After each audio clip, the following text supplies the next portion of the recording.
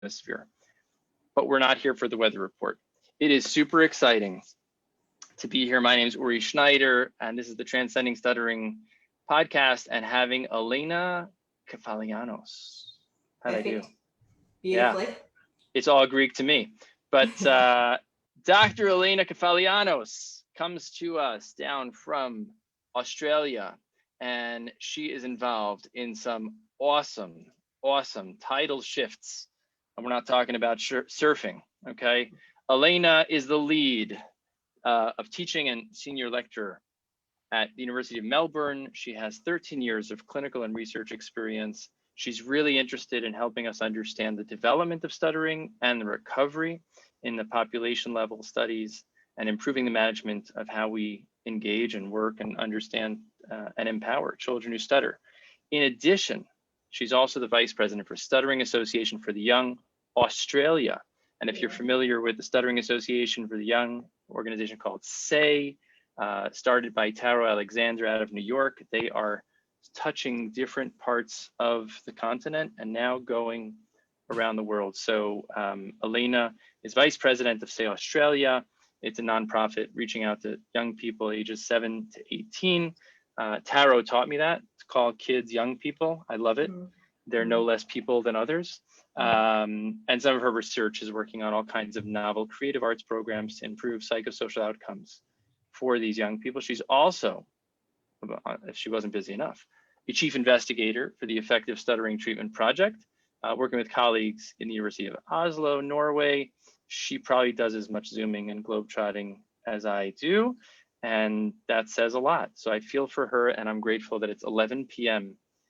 Down under, and she's taken the time to have this conversation with us. Thank you for joining us. What did I miss? What do you want people to know about you and your why?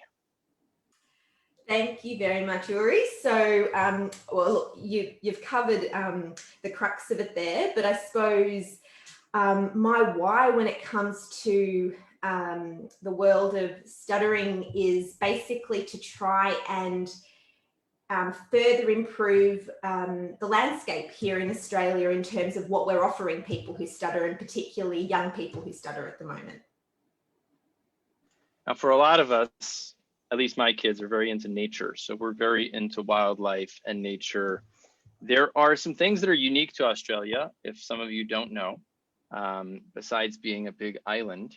It's a very unique continent: marsupials, kangaroos, koala bears, all kinds of wonderful things. But tell us what's unique about what has been the perception and understanding of stuttering, and what are some of the things that are shifting, both in terms of the context of just understanding difference in general, and just all of that. And then within the specific area of our shared interest, which is stuttering, how is the understanding of stuttering, the stigma of stuttering, the treatment of stuttering, the opportunities for people who stutter, how is that evolving as we speak? But I think it's helpful to kind of know where are we coming from, where do we find ourselves, and kind of where do you hope we can go?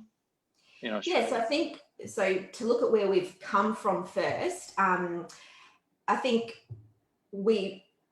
since entering the field of speech pathology, from the outset, I was always really immersed in a very research-rich environment in terms of the output that Australian researchers were producing in the stuttering space. And, certainly a lot of people are very familiar with various treatment programs that have been developed in Australia. Many of those have got really strong evidence bases behind them, and have been demonstrated to work really well in terms of providing a medium for people to achieve fluency at different stages of life.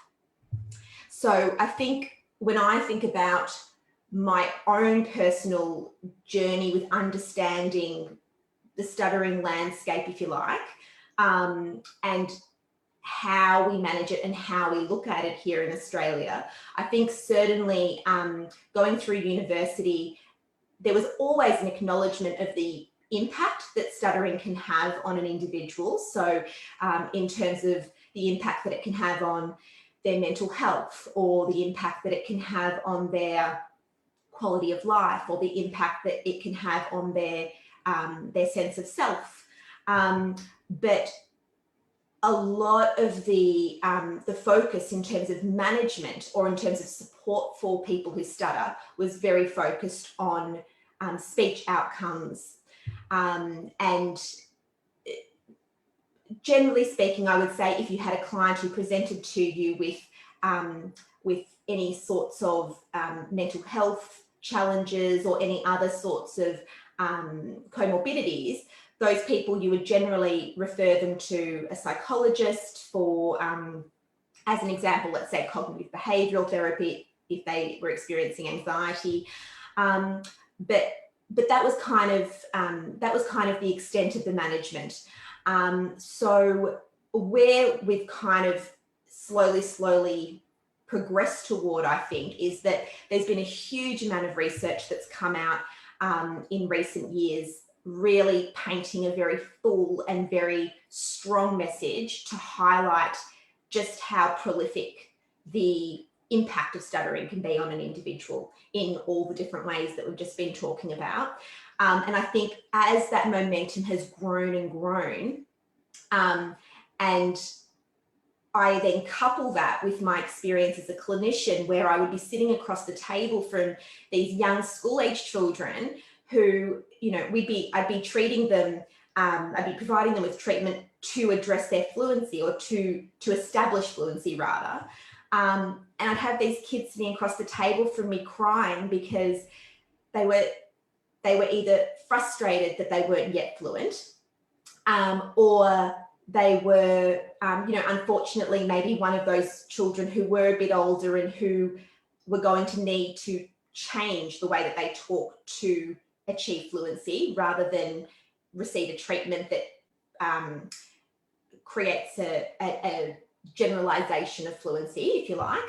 And I felt really inadequate. I felt like I didn't have the tools in my kit to be able to give these children and their families everything that they needed. I knew exactly what to do from a fluency perspective. I had all my stepped care in place, and I felt very, very confident with being able to address their needs from a speech perspective.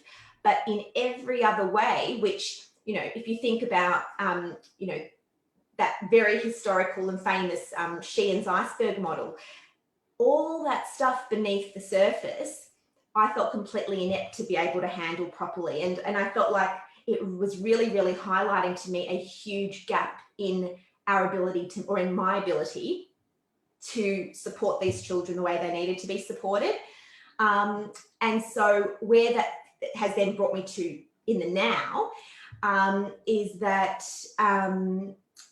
I wanted to do something about it. And speaking to Rich Stevens, who is the president of SAY Australia, I'd never heard of SAY before prior to meeting Rich, and we were having a good discussion about different treatment practices and our different perspectives on treatment. And he introduced me to the world of SAY. And the first thing that really appealed to me about that concept was the possibility of bringing kids together into the same space to meet another child who stutters. And that to me was the most powerful and the most magical out of all of the different things or services, if you like, that SAY offers, was that it created a sense of community and connectedness between these children, to show them that they aren't alone, that there are other people, other young people who are going through similar experiences to them, and that they can relate to on a really deep level.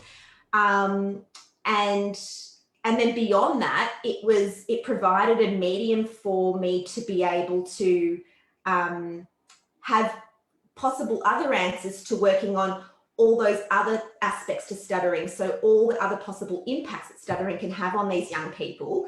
The creative arts programs that SAY Australia offers and that SAY offers in America, that offered a medium for me to be able to start supporting those young people in those ways as well. So that's my now, and that's where a lot of my energy and Rich's energy is going into, is creating a more holistic, balanced management portfolio for young people in Australia. portfolio, there are things that you say in Australia that are just so wonderful. And then there are things, it is interesting, country to country, even among English speaking countries. I have a lot of friends that are British, we have a lot of friends that are Australian, we have friends that are South African. I sometimes can tell the difference, sometimes I can't. But there are these idioms or these ways of using speech. So even when you just said it, the portfolio of options, that's such a beautiful image. And I just finished listening yesterday to the most recent Stutter Talk podcast with our friend Peter Reitzis and Chris Constantino, talking about the pressures that people who stutter feel. On the one hand, the pressure to be fluent, and on the other hand, the pressure to be open with stuttering and stutter openly. And I think it's such a fascinating thing. And as you're talking about different ways for young people who stutter to experience their life and communication and expressing themselves, what would you say is something from that say experience like you described, where you take young people, you bring them together, often using the creative arts as a context among other parts of your portfolio experiences. But what's something that the kids experienced or that you witnessed that you feel otherwise isn't possible unless you bring these kids together in that kind of say creative arts experience? It can't happen in a one-on-one meeting with a clinician. What would be, like, from the kids' point of view, from the experiential side of the child, what would you say is something that's just wow and you just want to share with us? And I also just want to make a plug while you think about that. Very big news, My Beautiful Stutter is now on, I think, Discovery and other streaming services, and around the world you can now see this movie, My Beautiful Stutter, which was co-produced, help me out, by George Springer, MVP all-star in the Major League Baseball, also a person who stutters, as well as Paul Rudd, who I enjoyed rubbing shoulders with at the annual Bowl-a-thon in New York with Say. So they co-produced this movie featuring this Camp Say experience in the US, but hearing it straight from Elaina, yeah, what would you say as a witness to some of these experiences? What would you say is happening for these kids that can't happen in a clinical one-on-one situation?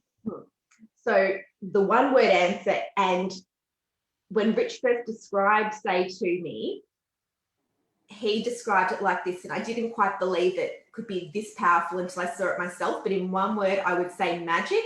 But in a more extended response, I would say that Say and Say Australia, they have the ability to decimate that sense of isolation that these young people are potentially feeling.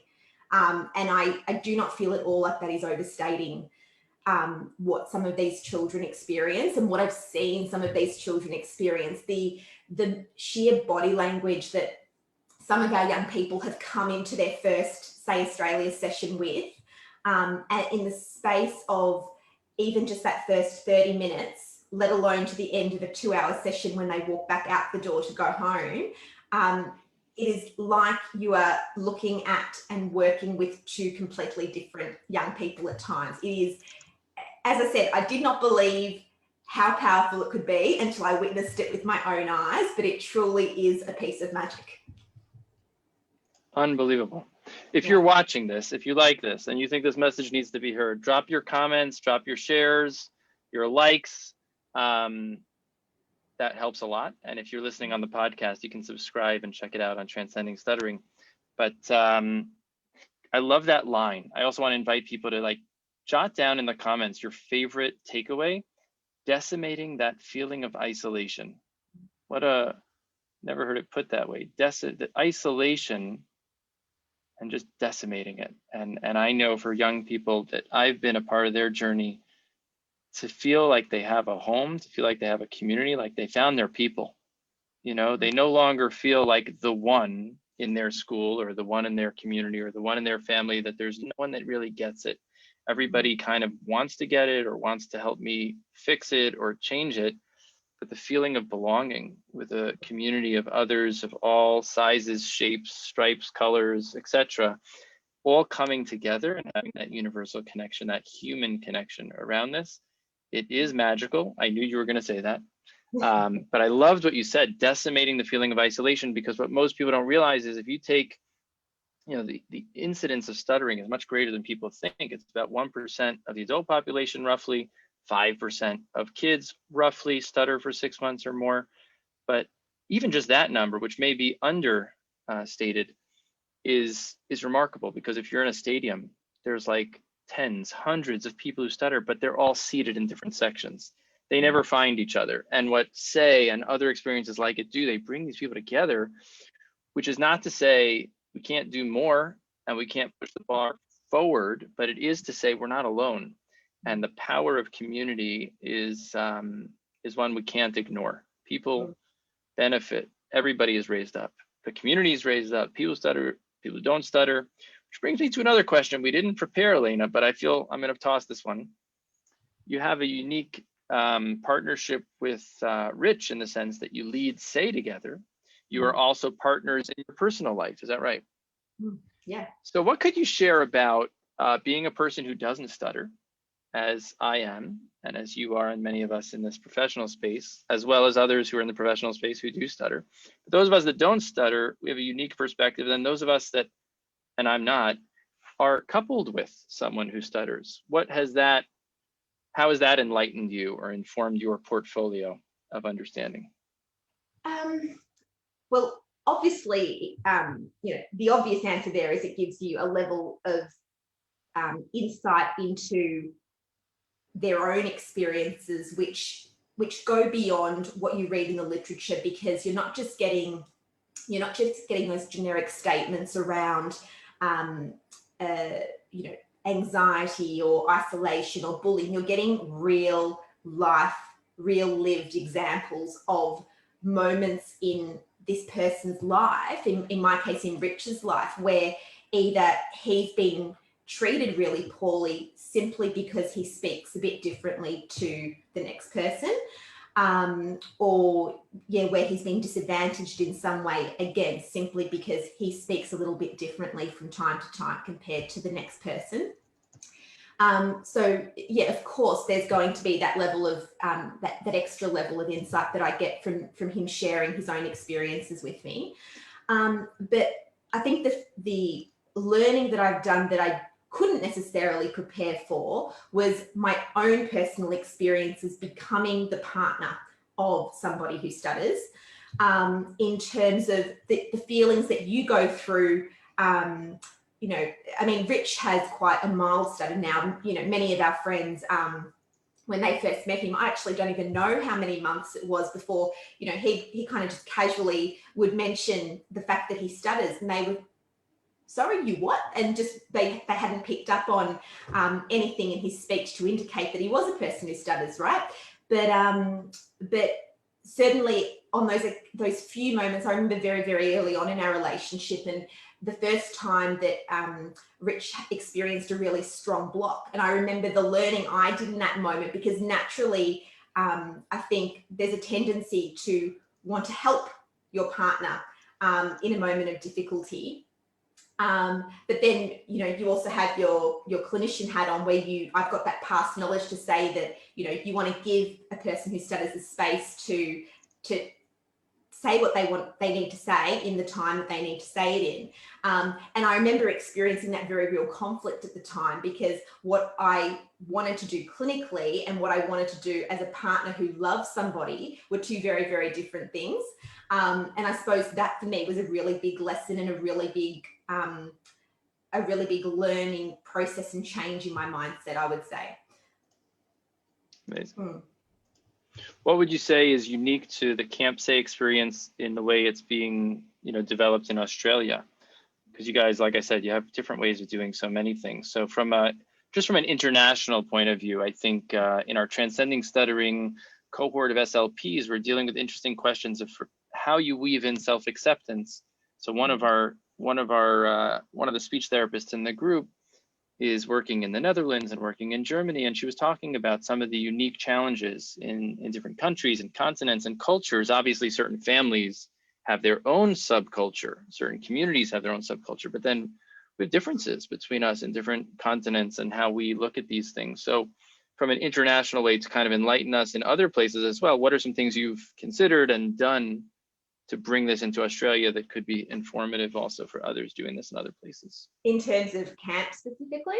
Camp and the initiative and the value that it offers. I mean, when you tell let's be honest, right? Most parents of kids that have a kid who stutters, they're looking for a fix, they're looking for a cure, and who wouldn't, right? And on the other hand, we all know that in the end of the day, we want our kids' well-being long-term to be that which is not only what looks like on the outside, but what it looks like on the inside, what it feels like on the inside, and what kind of an adult can this person grow into emotionally, socially, vocationally, and just in terms of their own selves. So I think it's an interesting challenge when we talk about supportive experiences that are not fix it. It doesn't always resonate with people, and understandably so. So how have you navigated that in Australia? Because I think different communities, countries bring a different, pretext to that. Absolutely. So I think the short answer to that question would be very slowly, because I suppose the really important detail that we're trying to emphasize and trying to explain to people when introducing the concept of say here in Australia is that, like you said, if we could make every person who stutters fluent, then if we could cure it, then we would for those who wanted a cure.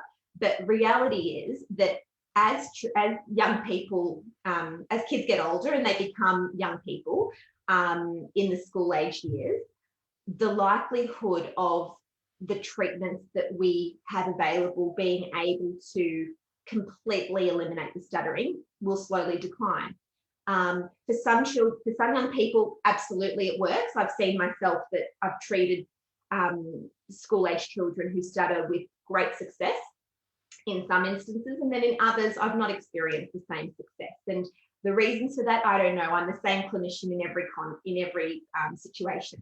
So for me, it's the key point with say, I suppose, is that we're not sending a message of it's an either or approach, that you either choose to focus on confidence and communication attitudes and your overall well-being, or you choose to be fluent. We are completely supportive of both approaches, and our point is that we think that there is an equally valid space for both areas to be addressed and both areas to be supported with young people in Australia. And at the moment, I feel like we're not feeling, or we weren't feeling prior to say coming to Australia, I feel like we weren't feeling the latter. We weren't feeling that space of being able to support and build up these children's confidence and communication attitudes and so on. So at the moment, we're in the process of what are we doing to try and to help people to see the value, well, not to see the value of what we're trying to achieve, but more to give them the evidence of what we're trying to achieve. I think that that's the really key point here. And as I said, merely coming to a workshop or coming to a session, the proof is right in front of you. It's undeniable. But what we're doing at the moment is we're trying to collect research data as we're running these programs through Say Australia Now, so that we can start to publish some real hard objective numbers to show speech pathologists, to show families, to show the world really just how powerful these programs can be. So I think that that's probably one of our more immediate priorities, and just helping people to change their shift to saying, and changing their awareness really to understanding that yes, if fluency therapy, if your child wants to pursue fluency therapy, we wholeheartedly support that. But there's this other whole world of stuttering that needs to be given the respect that it deserves as well, and that's where we come in. I love so much of what you said. I love how you say it, and I can hear the fire inside of you to kind of bring these very meaningful, magical experiences into the literature, which requires a different type of language. You can't measure the magic. So what would be, if you could translate some of what you're doing, and it is tricky, but I love the fact that people like you are doing this, taking meaningful things that we all resonate with and finding ways to measure them in ways, as you said, that are objective, that are facts and figures that can then be compelling evidence, compelling support to validate what's being done. For parents or lay people, what would you say would be like success metrics, the benefits of, I call that like incorporating or weaving in these types of experiences? For each person, each child, there's a different measure. As you described Joseph Sheehan's iceberg, everybody's got a little bit above the surface and a little bit beneath the surface. The question of proportionality is what differs person to person. I often like to reiterate, not all people who stutter are the same. Some people stutter very frequently, very big, with a lot of tension. Other people, you wouldn't even believe they stutter because their stutters are so mild, they might cover them up and hide them and swallow them and switch their words. They experience stuttering on the inside and they know it, but it's not the same as what others perceive to be that visible, audible experience. So I think very much that everybody's got their own iceberg. Everybody needs to touch both sides of it, the side that's the physical, visible, audible side, and also the side that has to do with the facts, the feelings and the thoughts and all the ways we kind of manage, cope, adapt with it. But when you talk to people like, let's say, parents or lay people, what would you say are those success metrics that you're interested in measuring that become the outcomes of what an experience at a camp, say, or a similar camp experience could be? Yeah, I suppose, so we've got some of the metrics we're using are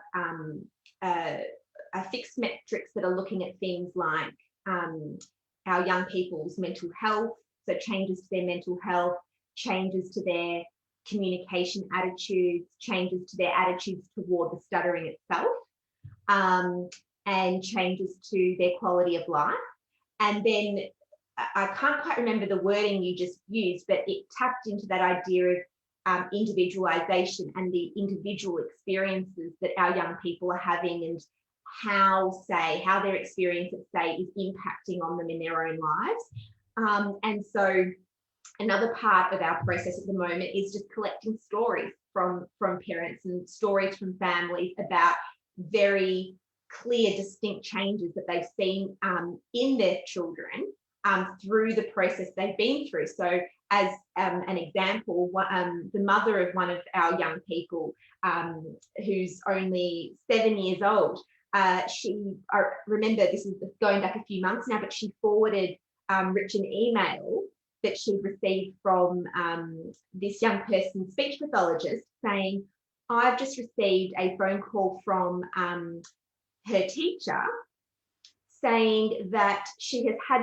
I don't know what you have been doing with her over the past couple of months, but I have got a new girl in the classroom. I have had to move her 3 or 4 times already this week because she will not stop talking. And this is a little girl who never uttered 2 words in the classroom prior to coming through Say's doors. So that's where it's great to collect all that survey and questionnaire data, because you do need that more objective reporting, in the bigger scientific world. But in fact, those qualitative stories, those individual stories and examples, that's the stuff that kind of gives me goosebumps when families and when young people are sharing those sorts of stories with us as well about how it's changing their lives. Unbelievable. I just added to the video a link to one of my favorite TED Talks. It's called The Danger of the Single Story. And have you seen that one? No. She is an African poet and writer. And she talks about the fact that we have these stories, we have these anecdotes that we have, these impressions that we have, and they form our understanding of a certain topic or certain people. And we kind of like take that single story, assume that's the right representation of it. We throw it on to everybody. And that's the danger of the single story. She says, it's not that stories don't matter, but it's the multiplicity of stories that you're able to extract, like, what are those common threads? So I think it's so powerful. And for anyone that kind of is like, I don't know, stories, no, you take enough stories and you put them together, you start to notice some individual differences one to the other, which also informs us in terms of the unique differences between people's journeys and how that should inform us on the front end if we're clinicians or individuals or parents or teachers or people of influence in a person's life. What are those things we need to know on the upside, on the front side, so that we can differentiate the experience going forward? When are they ready for change? What stage of change are they at? Are they ready for this experience? Are they ready to step on the stage? Are they ready to kind of be an observer in this room, but not yet be on the stage, and timing that, and how do we figure that out? That is informed by seeing many, many stories. So I just highly recommend that TED Talk. And I think what you're doing to bring those stories to life is awesome. Can you tell us about what turned you on to stuttering to begin with? Like, what was that influence or intrigue? Like, when and where and who was part of that kind of got you on fire with this? Because clearly you're on fire with stuttering. I really am, and it is such a good question. But I don't know, I'm worried that my answer isn't quite comparable to my energy for it. I'll tell you where it started with my first, I'd say my first real mentor in the world of stuttering. So when I was doing my bachelor degree of speech pathology, so it's a 4-year program, and the subject stuttering was taught in the 3rd year of the program. And the lecturer was Dr. Susan Block. And Sue, for anyone who knows Sue, she's so full of energy. She's a very engaging character, wonderful personality. And so, to be honest, I found the area of stuttering very interesting, but initially I was really drawn to Sue's way of sharing knowledge about stuttering. And in fact, I think her passion for the area is really what drew me into it to begin with.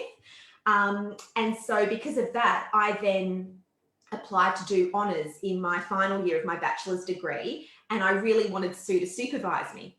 So she was naturally offering a project on stuttering. So I naturally fell into that project, and that was when I started to meet families of young preschool children who stuttered, because they were the participants that I was recruiting for my study. And just meeting these children, meeting these parents and interacting with them, that started to really just draw me into the world a whole lot more beyond the impact that Sue had already had on me. And I suppose it just snowballed really organically from there, because the year after my honours project, Sue, I decided if I did honours, I was taking a year off to travel through Europe. And so Sue naturally met up with me in London the following year, because she was presenting my honours work at the Oxford Disfluency Conference, and asked me if I wanted to do a PhD in stuttering. And so as soon as I got home, I applied, received a scholarship, and the rest is literal history. I can't stop looking at it from any which angle I can. I teach it, I treat, I research, I'm just completely immersed in it. Yeah. Love it. I think it's also fascinating. It goes back to what I was saying before about those of us that don't stutter. What draws us to this? Because you listen to Elaina and you listen to some other people, and I hope to be among them. It's so much more than a job. It's not a 9 to 5. You know, I've heard others say it, and I say, you know, if I won the lottery tomorrow, I would do the same thing, and I would actually pay to do what I get to do. You know, there's something that's just there's something beyond. It's something magical. It's something feels connected at a spiritual or soulful level. It's also inspired by the heroism of young people who stutter, the heroism of parents, and the courage that they demonstrate. I am charged by that. I feel like a better person, a better dad, a better husband, because I'm witness to the kinds of challenges and the kinds of triumphs that I'm privy to. In addition to being a guide for them, I'm a student of them. So another thought that came to mind is you talked about Sue Block, and so many people that I've spoken to, specifically those who stutter, talk about someone opened a door for them. Yeah. Someone was a role model or believed in them before they believed in themselves, opened that door. What you're talking about now is that Sue Block was that inspirational figure, and she kept saying, yes, sure, yeah, here, oh. And it was kind of incidental, but then, you know, there was a joke, and I'm not suggesting the use of drugs in any way, but I had a teacher that once used to say, you know, when you meet someone super, super on fire with something, you know, I want to know what he's smoking, you know, because whatever he's smoking, pass it over here. Yeah. Not at all referring to anyone here doing drugs, but the idea is the people that you hopefully are stoked by should be people that are on fire with something wholesome and healthy, and you want to connect to what they do. So it's kind of cool that it's a person It's a person story. It's a people story. It's not a subject matter. You open a textbook and you're like, I think I just found my life calling. Yeah. You know?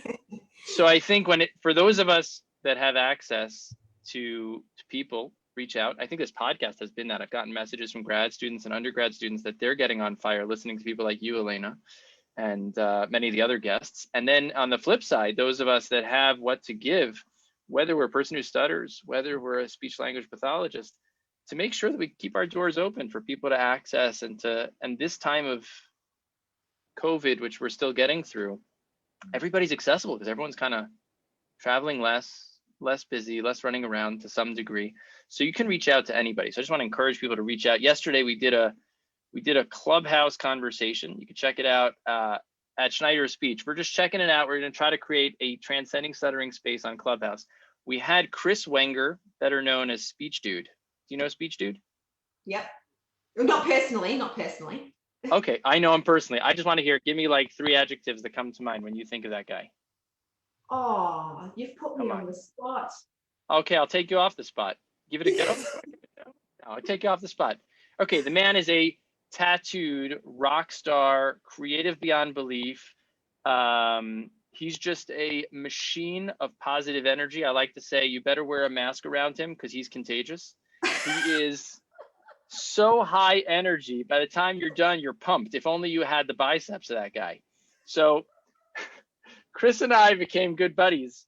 And it turns out, you wouldn't believe it. Elaina, you can go back and watch the interview with him. We popped on a call totally spontaneously, did one of these spontaneously, no joke. I'm like, this is too good of a story. Can we quickly jump on Zoom? And we did, and I recorded it, and it's on the blog and it's on the podcast.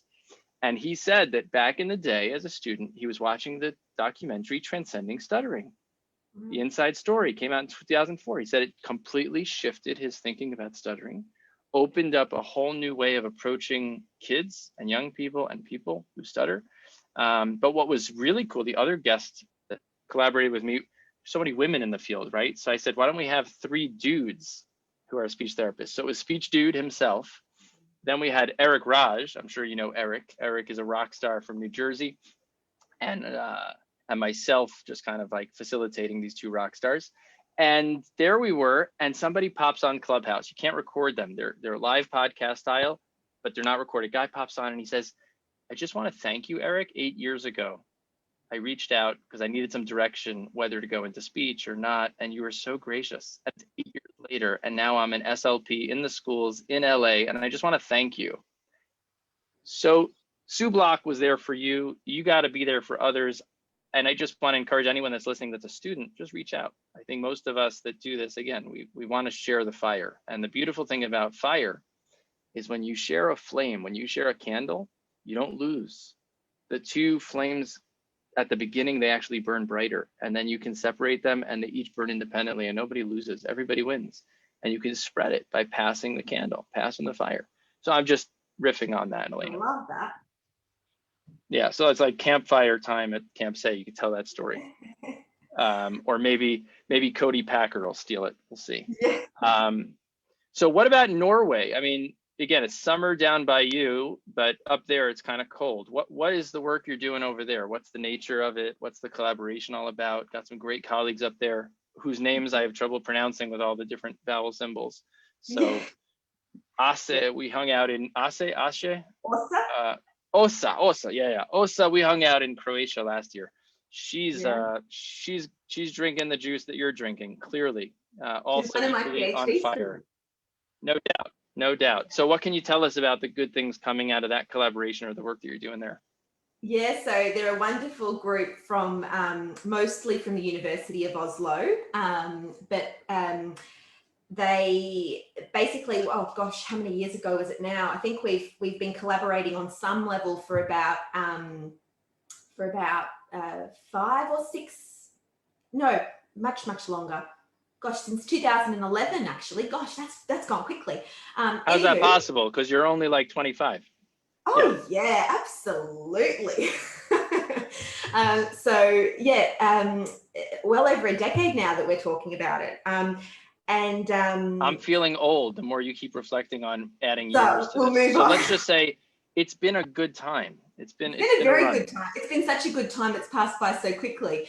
And so for the past few years, on one of their trips to Melbourne, we were having a chat about, the state of play in terms of preschool treatments.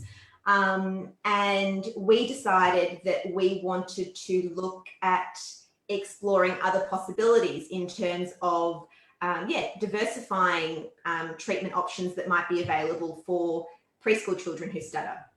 So just to give a little specificity, so we're not completely in the clouds, as opposed to like, what were you familiar with and what was it you were looking to kind of develop off of or develop an alternative to? So what was the standard or what was the existing, and what were you saying, you know what, I think we need something a little bit more, add to that, build on that, something, you know, what were you referring to? Well, the answer is kind of a bit different depending on who you're asking the team. So for me, we're in the Aussie CAP. The treatment that I have always used as a first approach with preschool children who stutter is the LIDCOM program, and by and large I've had great success with that. But in Norway, the treatment landscape is completely different. So in Norway, from the they did a bit of they put their feelers out to look at what a portfolio approach, a fusion. Let's go with that, a portfolio approach. And what they basically came back with there was saying that clinicians were doing all sorts of different things. They were taking a little bit from one treatment program and a little bit from another treatment program. And so what we decided to do was looking at the literature that was available on LIDCOM and on other preschool interventions that have some evidence behind them. We decided to try and, or not try, we are creating our own treatment program now. So it's still in the pipelines, it's still in the works. We're slowly piecing together all the different parts of the process, but we're basically, our plight is that we're trying to create a really simple treatment for preschool children who stutter. We're trying to, we've looked at all the available treatments that are available, and we're trying to create a new approach, a simplified approach to managing stuttering in the younger stage groups. Good luck. Yeah, we need it. It's a big, big task, but it's an amazing group of researchers and wearing lots of different hats. We've got, by and large, speech pathologists, but others that have got a history in public health, others from an education background, psychology background. So it's a really diverse team, bringing lots of wonderful minds to the process. So it's coming along well. No, lest that come off as snarky, my comment, as Elaina knows, was good luck in the sense it's a busy space. It's a challenging task. There are many that have tried before you. Yeah. The word you used earlier that struck me when I was talking about the use of language, you used the word manage. And certainly in the US, there's an aversion, either there's a connotation with the use of that word, or there's even an aversion to using that word, that teaching people to manage their stutter in and of itself is like adding heat to the fire, you know? In other words, a person who stutters, if they now have to deal with stuttering, but also the layer of, am I managing it the way I'm supposed to? Am I managing it the way I think I want to? It's almost like I'm upset, then I'm upset. Well, now you got two levels you gotta sort out. So I know, for example, Vivian Siskin and others talk about that even any kind of mindful suppression or management of stuttering. So I was just wondering, from a linguistic sensitivity point of view, what do you mean when you say managing?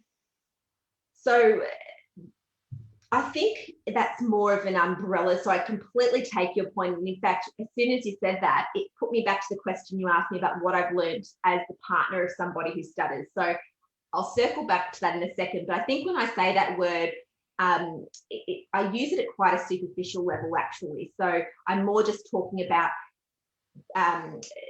intervention approaches to stuttering. And so when I'm thinking about management, normally actually when I talk about treatment and support options at different, I use different words at different ages.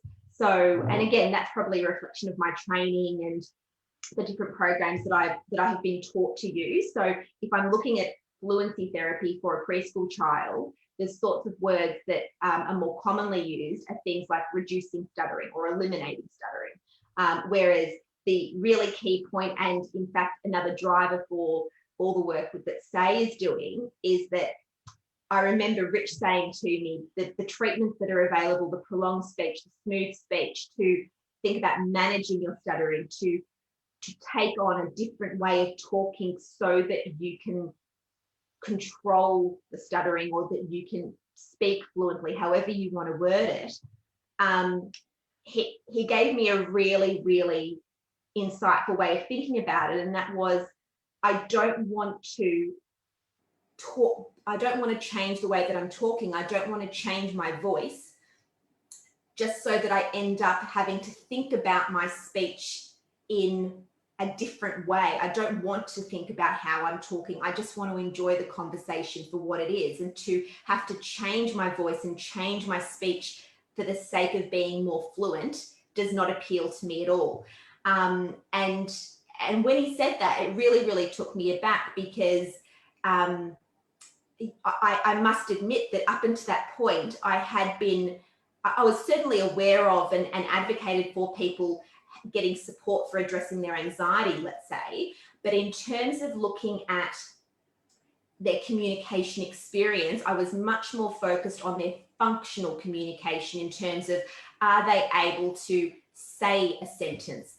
I was not doing as well with thinking about, when they're saying that sentence, are they enjoying that communication exchange? Are they, is it a positive experience for them? And I feel like I was really failing as an individual, as a clinician, to be thinking about it in arguably the most important way that there is.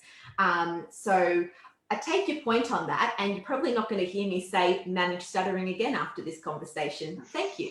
I think that Osa and I even talked about it, but I think it's interesting when we have, again, it can mean something, as you said, much more superficial, and you didn't intend the meaning that I was using, but I think that's a challenge or failure in our field. Ironically, we are speech language pathologists, we are communication experts, and yet we have so many words that we don't understand what each other are talking about, or your use of that word is not my use of that word, which is why, and call me out on it, others, if you're listening, whatever, you'll notice in all of our materials, we don't use any of the traditional words. We don't use the words of fluency shaping, stuttering modification. That is not a disrespect to the pillars of our field, to the researchers and developers of the best wisdom that we have, but it is to suggest that those sometimes get us stuck. People have had experiences with such and such, and it's like, oh, no. Oh, can't say, it's one of those like acceptance places. No, thank you. Because someone tried to push acceptance on them, and to them, acceptance is something foreign, uncomfortable, and being put into the deep end of the pool before they're ready. And for someone else, they've had experiences with managing their stutter, or traditional speech therapy techniques that deal with empowering people to find, okay, this is my car, this is my transmission, this is what happens. If I want to drive and get stuck a little less dramatically or a little less often, are there things that I could learn that actually make a difference? Oh, sure. But if you tell me that word that I learned about, contours or, airflow, oh my gosh, like that brings up some memory, some experience that I am totally disinterested. So I think it's also relevant. It goes back to the single story as well, because so many people we meet in the journey have been places, and if we say something that triggers a past experience, we can unintentionally, trigger something. So I think being thoughtful about that. So I just think the word management, at least from North American mind, I'm just sharing with you, it just right away jumped at me. And I know that's not what you meant, which is why I wanted to air it out, which brings me to my next thought. I had this thought as I'm sitting with you. You ready for this? Ready. But I'm going to ask you to be honest, Okay. brutally honest. Okay. Americans, when they hear British people talk with a British accent, immediately the person's IQ goes up by about 15 points. They could be the most, no, don't worry. It's going to be very easy. You could pass if you want. British accents to Americans is like a sign of sophistication and intelligence. Australian accents are like gnarly. Like, I just think it's totally cool. Totally awesome. Okay. And I'm not projecting that on you, but I'm offering the other way. when you hear Americans, are there stereotypical associations with that as an Australian? Oh, I would say yes. I would say the first impression that your accent gives is one of confidence, self-assuredness, and overwhelming positivity. I always find when I hear the American accent, you always sound so positive and so upbeat and so passionate about whatever you're saying.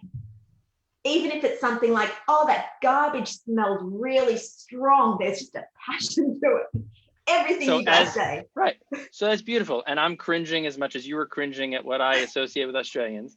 And certainly I have British friends who would wish to be distinguished from their less intelligent British friends, because intelligence is not about the accent. So I'm highlighting this. Now, one more example. Let's be honest. Are you a fan of Vegemite? You said bring your own Vegemite, so I did. You follow the directions. Beautiful. Now, if anyone here has your Vegemite, give this a like. If it grosses you out, give it some gross out. We need like some reaction for that. Do you actually eat that, or you bought it special for product placement? Do I eat that? Are you serious? Absolutely, I do. What feelings come up when you eat Vegemite? Like, what's that sensation that comes through you? What do you associate with Vegemite? Oh, what do I associate with Vegemite? It's kind of oddly like a comforting feeling. Comfort. Yeah, I was thinking you were going to say that. Comfort, because if I know some Australians, many, you like grew up, like that was your like schmear on bread. Like as a kid going to school, it was like, mommy made me some Vegemite on that bread. Oh, and so like eating it now, it's like I'm back in that comfort of that experience. It's like a grounding. Yeah. Now, if you don't know what Vegemite is, go to any YouTube video, like look up kids eating Vegemite for the first time. And you will find out without even eating it that if you're not daring, you're not touching that thing. What is Vegemite? What is Vegemite? Let's get down to it. It's just, isn't it like a yeast extract? Yeah, it's like you make bread with yeast, and whatever like didn't go right, you put into Vegemite. It's like yeast gone wild, but it's got that oomph. It gives you comfort. But here's my point. It is what it is, right? And yet it elicits a feeling of comfort and familiarity and soothing and an attraction to it. And for others, just the knowledge of it or the scent of it or the taste of it, even if they get past all the associations, they try it. Many people will be like, they're going to want to vomit, right? Yeah. So I think that's fascinating. And we tolerate that. We don't say Vegemite. Here's where I'm going. If you haven't figured it out. Vegemite is what it is. And yet some people have an amazing attraction and feel like, get me the big tub. I want the 2 kilo tub. And other people are like, no way. If I know that's been like, that touched the knife before I use the washed knife for my peanut butter, I'm not touching it. I want a fresh knife. English accents, American accents, Australian accents, people have all kinds of associations, but they're all okay. They are what they are. What would you say about stuttering as just something along a continuum as compared to something that is a disorder or that is something that in and of itself, it is an impairment. It is something wrong. I think that's a conversation of the day, and I would love to just hear your perspective if you want to go. Just to be clear, so you're asking me where I think it fits in terms of all the different options you've just given? No, you don't have to fit into my options. I'm just saying some people look at stuttering classically as a disorder in and of itself. The medical model dictates that fluent speech sounds like this. Fluent speech can have this many disfluencies, but it's still called fluent speech. And if you have this, we measure that and diagnose it as such. It is outside the pale of what is considered fluent and okay, and it mandates a certain type of attitude and approach.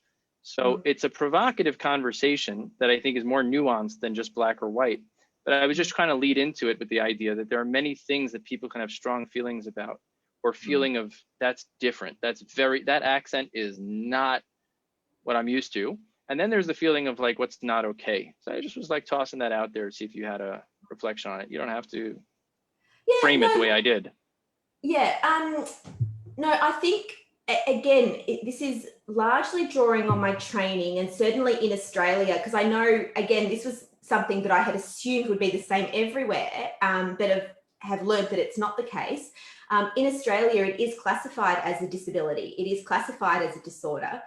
And I think that, and I can appreciate that there are lots of different perspectives and lots of different feelings and reactions toward that.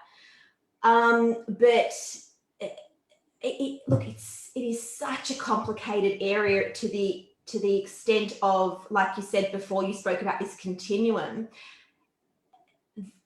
There is still no single definition for stuttering. And in fact, I've been having this conversation with my Norwegian colleagues recently that there is no single definition for exactly the point that you're touching on here, is that nobody can come to an agreement about exactly what stuttering is, and where, if at all, this line lies, where, because everybody has disfluencies in their speech, and trying to define, trying to describe where those behaviours stop being typical behaviours and start being atypical behaviours, if you like. I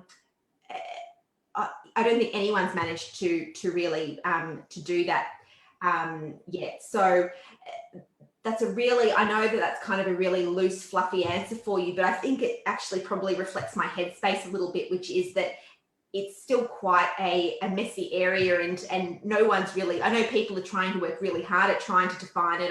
At conferences, it comes up all the time, but I think there's still a huge amount of work to do in teasing all that out. Elaina, all of us should be as passionate and articulate at midnight as you are right now. That was lovely. And I think the tenderness of it is the whole point. And I think you brought it out beautifully, that as sophisticated and as active as you are on the research side, and this is your life work and this is your life, at the same time, we don't have a definition of stuttering. I think that if I had to say what has stuttering taught me, it's taught me to be humble. I went to the engagement party of a young man I met less than a year ago, and I kid you not, he was crawling on the floor because somebody thought that this was an approach called one brain, connect the right hemisphere to the left hemisphere. Maybe the reason he's stuttering is because he didn't spend enough time crawling. And the crawling activity makes that interconnectivity between the corpus callosum. So he was told to crawl for 15 minutes a day as an 18-year-old boy. 15 minutes a day, and he did it for 2 months. That's how much his stuttering was ruining his life. He was crawling on the floor. A year later, I haven't seen him in 6 months, but a year later, and this is not a testament to me, but it's testament to what stuttering is about and the power of it and how it can really wreck a person's life from the inside out, and what it can do for you when you find a way to relate to it, a way to deal with it, a way to grow through it. And that can include both physical and non-physical, work and change. So I go to his engagement party and his brother says to me, so what's the trick? What's the trick? I said, well, listen, because then he wanted to become a therapist. He was so inspired by his brother's journey. He wants to become a therapist. Really? So I said, listen, get training, because your training and your credentials provide you with direction and decision-making intelligence that you're a quack. You don't know what you're doing. You're a pseudo professional. You need training and experience to guide you. You also need to be very humble. And you need to know that you can't fix and you can't do for someone else. They've got to find their way. Inside of them is the solution waiting to be tapped. You're a guide in the journey, and your job is to kind of find a way to ignite that next person to find their own way and be their own best help. And whether you believe in God or whatever your higher power or whatever, you think of the people when you meditate and when you pray. He said, really? I said, absolutely. Absolutely, because stuttering humbles all of us, and it's bigger than you or me or the person who stutters or the parents. So if I could leave off with this message, where I start off when I meet young people, maybe you can incorporate this into what you're developing for preschool kids. I tell the parents, plan A, plan B. Plan A, we know there are things that we can do that can make sure that things that would interrupt natural development and progress, people do, like telling kids, hold up, take a deep breath. They mean well, but that could actually make it a stickier situation, short-term and long-term. So there are things we can do that can remove that type of knee-jerk response. There are also things we can introduce, like special time with the child, which is a pretty common thread through many preschool approaches that can increase the odds of things developing. in the end of the day, you might do all those things and we don't end up going down plan A, we go down plan B, and plan B, the child continues to stutter. We don't know. And it's not because of the therapist you choose. And it's not because of you and what homework you did or didn't do. And it's not because your child's lazy or defiant or has other issues. It's just like that. That's how stuttering is. I listened to Chris, he said today a beautiful line. He said, you know what stuttering is? Stuttering is that thing that never behaves the way you want it to behave. And that's so true for us as therapists as well. So we partner with people. I think I speak for myself. You can aye if you're in, but I think we want to partner with people with humility, with intelligence and the best research and the best practice and the best stories that inform us, but we've never met this person. And if you're a parent of a child, no one has ever been a parent to that child. You are the expert as much as you feel totally inept. So find partners that want to partner with you, but not hijack, and find partners that are going to give you a multiplicity of options, not a single story. And if they speak in British accents or Australian accents or American accents, have mercy, you know, and maybe try some Vegemite, even when you think it's the wrong thing, because maybe you like it. You know, you got to try things outside your comfort zone. This has been delicious, far better than Vegemite. I want to thank you, Elaina, and wish you good night. Do you have any closing thoughts that you want to take us home with? I've absolutely loved talking to you for this hour. It's absolutely flown by. It does not feel like midnight here at all. But I just wanted to really say a big thank you to you for all of the work that you do, and yeah, you and your father have made an incredible contribution to the world of stuttering, and this podcast is amazing. The speakers that you've got on it, the knowledge you're sharing, the enthusiasm, the passion, the love that you have for it. You know, I've got no doubt you are that person. Like I spoke about Sue Block before, I can only imagine how many people would talk about you as their person that's made them fall in love with the area as well. So thank you for everything that you do for us and for the world of stuttering. Just passing the candle along, and the podcast is not a soliloquy, so it wouldn't be the same without people like you and all of my other guests. I just want to thank you for taking the time, and thank Rich for covering things on the other side, and thank Rich. If you haven't heard Rich's interview, it was actually one of my favorites, and he says he never remembers telling his story in that depth and that length. So I encourage you to check it out on the Transcending Stuttering podcast, and just tap into everything that Elaina and Rich are doing. It's just amazing things, and it takes a village. So we're all in this together. Thank you. Yeah, absolutely. See you. All the best. Next week we got Jonty Claypole and his new book. Yeah. Oh man.